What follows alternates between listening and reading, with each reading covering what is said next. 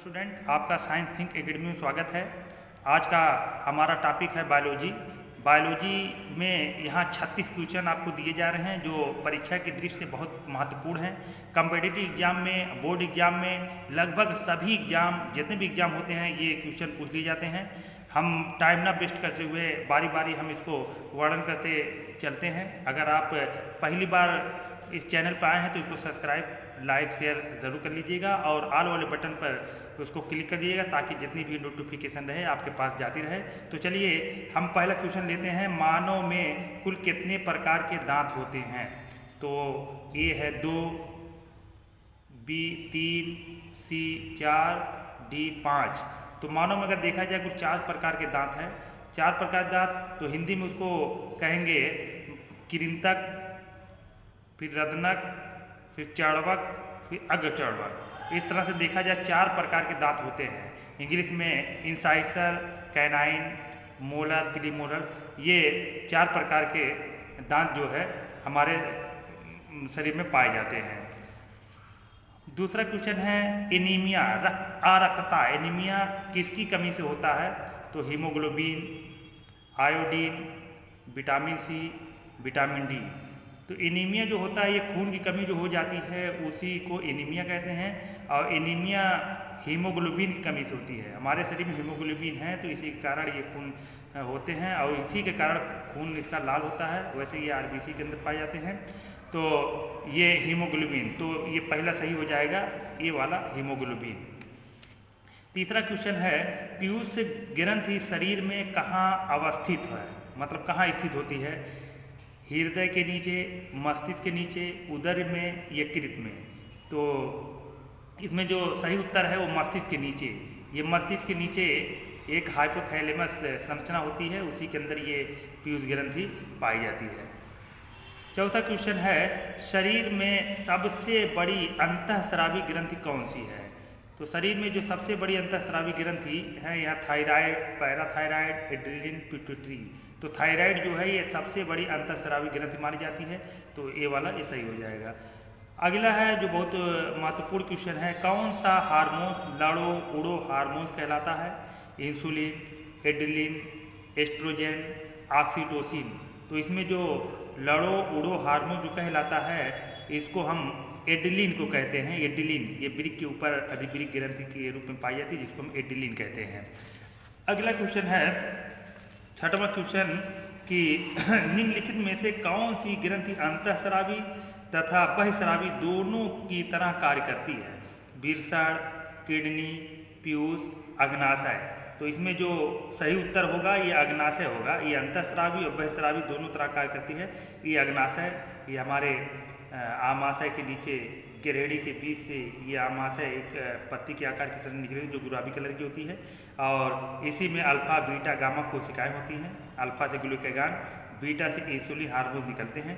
तो ये अंतःस्रावी और बहिःस्रावी दोनों तरह कार्य करती है, इसलिए इसको मिक्स ग्रंथि के नाम से भी जानते हैं। ये डी वाला सही हो जाएगा। सातवां क्वेश्चन है मानव रक्त का पीएच मान कितना होता है? तो मानव रक्त का पीएच मान 7.2, 7.4, 7.6, 7.8। तो पीएच मान ये जो क्षारी होते हैं तो 7 के ऊपर क्षारी हो जाएगी। ये 7.4 ये रक्त का पीएच मान होते हैं। अगला है सबसे अधिक प्रोटीन किस में पाई जाती है? उड़द में, चना में, मटर में, सोयाबीन में। तो सबसे अधिक जो प्रोटीन पाई जाती है वो सोयाबीन में पाई जाती है। अगला है ऑन्कोलॉजी।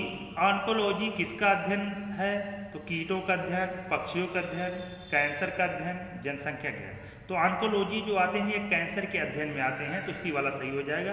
वैसे कीटों का अध्ययन को हम ये एंटोमोलॉजी कहेंगे, कीटों के अध्ययन को एंटोमोलॉजी, और जनसंख्या के अध्ययन को डेमोग्राफी कहेंगे, डेमोग्राफी, और पक्षियों के अध्ययन को आर्थियोलॉजी कहेंगे। ये छोटे छोटे नाम हैं जो एग्जाम में पूछे जाते हैं सब।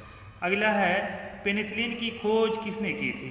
तो Louis Pasteur, Edward Jenner, Alexander Fleming, इनमें से कोई नहीं। तो पेनिसिलिन की जो खोज का श्रेय मिला है वो अलेक्जेंडर फ्लेमिंग को मिला है, तो सी वाला ये सही हो जाएंगे। अगला क्वेश्चन है अगला क्वेश्चन कि जीवाणु की खोज किसने की थी? तो जीवाणु की खोज फ्लेमिंग, लेम्बल, इनोस्की, ल्यूवेनहैक। तो जीवाणु की खोज जो है ल्यूवेनहैक ने की थी, तो हम इस पर निशान लगा देंगे। अगला है एंजाइम मूल रूप से क्या है?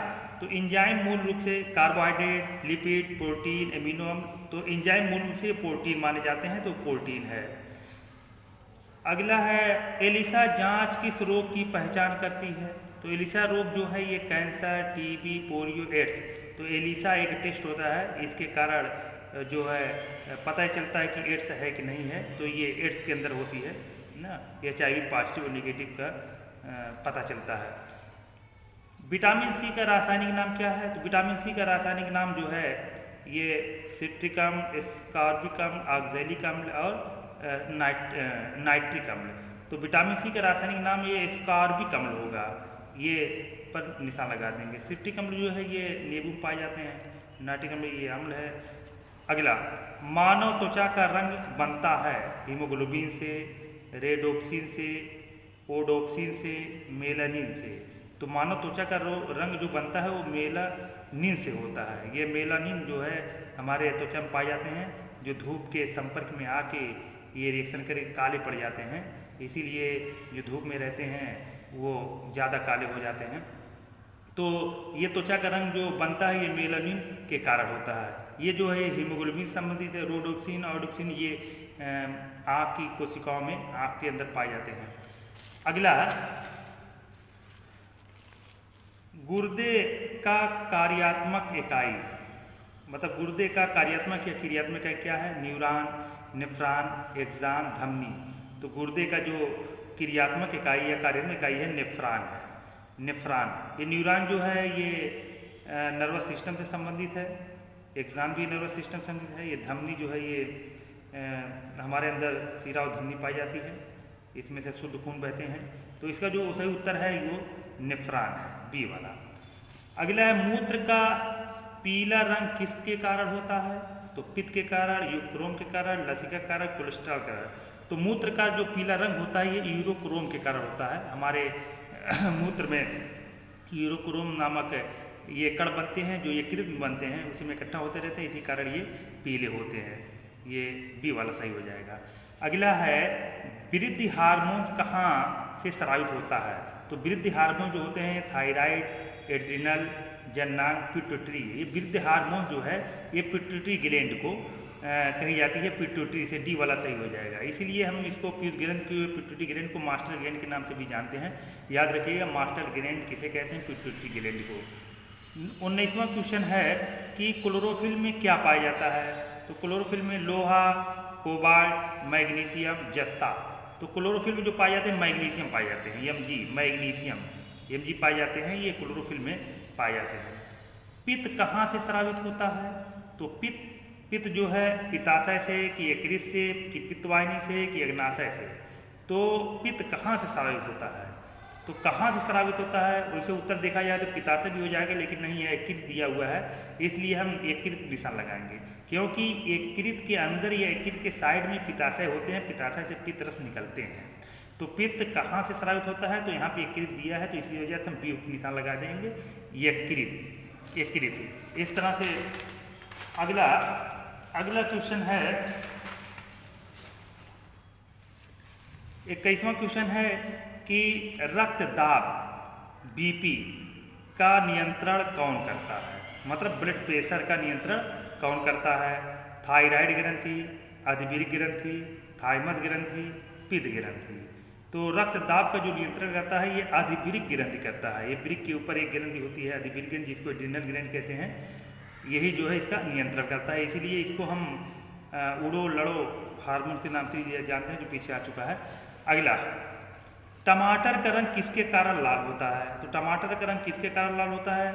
तो कैरोटीन, लाइकोपीन, क्लोरोप्लास्ट, इनमें से कोई नहीं। तो कैरोटीन तो नहीं होगा, लाइकोपीन हो सकता है, ये बी वाला सही हो जाएगा, लाइकोपीन का है। क्लोरोप्लास्ट तो ये क्लोरोफिल के अंदर है, तो ये लाइकोपीन के कारण होते हैं। अगला है कि कोशिका का बिजली घर किसको कहा जाता है? लाइसोसोम को, राइबोसोम को, माइटोकॉन्ड्रिया को, केंद्रक को। तो कोशिका का बिजली घर जो है माइटोकॉन्ड्रिया कहा जाता है, माइटोकॉन्ड्रिया। लाइसोसोम ये आत्मघाती थैली के नाम से जाना जाता है। राइबोसोम ये प्रोटीन की फैक्ट्री कही जाती है, प्रोटीन का निर्माण होता है। केंद्रक है, केंद्र के अंदर गुणसूत्र वगैरह होते हैं जो कोशिका का सबसे महत्वपूर्ण भाग होते हैं। अगला है आरबीसी, लाल रक्त कणिकाओं का निर्माण कहाँ होता है? तो लाल रक्त कणिकाओं का निर्माण कहाँ होता है? यकृत में कि प्लीहा में कि अस्थिमज्जा में कि वृक्क में? तो लाल रक्त मतलब आरबीसी का निर्माण अस्थिमज्जा में होता है, बोन मैरो, अस्थिमज्जा हम निशान लगा देंगे, अस्थिमज्जा में बोन मैरो में आरबीसी का निर्माण होते हैं। आरबीसी के अंदर हीमोग्लोबिन पाया जाए जिसके कारण खून का रंग लाल होता है। 25वां क्वेश्चन है कि मनुष्य का सामान्य रक्तचाप कितना होता है? 150/90 mmHg, 120/80 mmHg, 80/120 mmHg और 100/50। तो इंसुलिन में कौन सा धातु उपस्थित होता है? तो इंसुलिन में जस्ता धातु उपस्थित होता है, जस्ता पर निशान लगा देंगे। अगला क्वेश्चन है इंसुलिन कहाँ से स्रावित होता है? तो इंसुलिन जो है ये अग्नाशय स्रावित होता है। अग्नाशय में लैंगरहैंस की द्वीपिकाएँ होती हैं। लैंगरहैंस की द्वीपिकाओं में अल्फा, बीटा, गामा कोशिकाएं होती हैं। अल्फा से ग्लूकागॉन, बीटा से इंसुलिन स्रावित होते हैं। तो वहीं से क्वेश्चन लिया गया, इंसुलिन कहाँ स्रावित होता है? अग्नाशय स्रावित होता है। अगला क्वेश्चन है इंसुलिन की खोज किसने की थी? तो लाइकन ने, बैटिंग व बेस्ट ने, जेनर ने, वैक्समैन ने। तो इसमें जो इंसुलिन की खोज का जो श्रेय मिला ये बैंटिंग एवं बेस्ट को मिला, ये बी पे निशान लगा देंगे, बैंटिंग एवं बेस्ट। अगला क्वेश्चन है कि रक्त जमने में किस तत्व की मुख्य भूमिका होती है? तो रक्त जमने में जो मुख्य भूमिका होती है कैल्शियम आयन की होती है। तो कैल्शियम आयन, तो हम कैल्शियम पे निशान लगा देंगे, आयरन, मैग्नीशियम, कॉपर, नहीं कैल्शियम आयन पर हम निशान लगा देंगे, ये रक्त को जमने में भूमिका निभाता है। अगला क्वेश्चन है कि मानव शरीर के भीतर खून निम्न की उपस्थिति के कारण नहीं जमता। ये अच्छा क्वेश्चन है कि हीमोग्लोबिन, हिपैरिन, फाइब्रिनोजन और इनमें से कोई नहीं। तो यहाँ दिया गया है कि शरीर के भीतर खून निम्न की उपस्थिति के कारण नहीं जमता। तो शरीर के भीतर जो खून नहीं जमते हैं ये हिपैरिन के कारण होते हैं, हिपैरिन कारण, जबकि शरीर के बाहर जो खून आ जाते हैं वो फाइब्रिनोजन के कारण होते हैं। तो इसमें जो सही उत्तर है ये हिपैरिन के कारण शरीर के भीतर खून नहीं जमता है। अगला क्वेश्चन है कि निम्नलिखित में से कौन सा विश्व का सबसे बड़ा पुष्प है? निम्नलिखित में से कौन सा विश्व का सबसे बड़ा पुष्प है? कमल, ओल्फिया, रेफ्लेसिया, सूरजमुखी। तो विश्व का सबसे बड़ा जो पुष्प है वो रेफ्लेसिया को माना जाता है, रेफ्लेसिया। तो इस तरह से 36 क्वेश्चन हैं, ये एग्जाम की दृष्टि से बहुत महत्वपूर्ण हैं। और अगर ये पसंद आया तो चैनल को लाइक, शेयर, सब्सक्राइब अवश्य करिए। Thank you.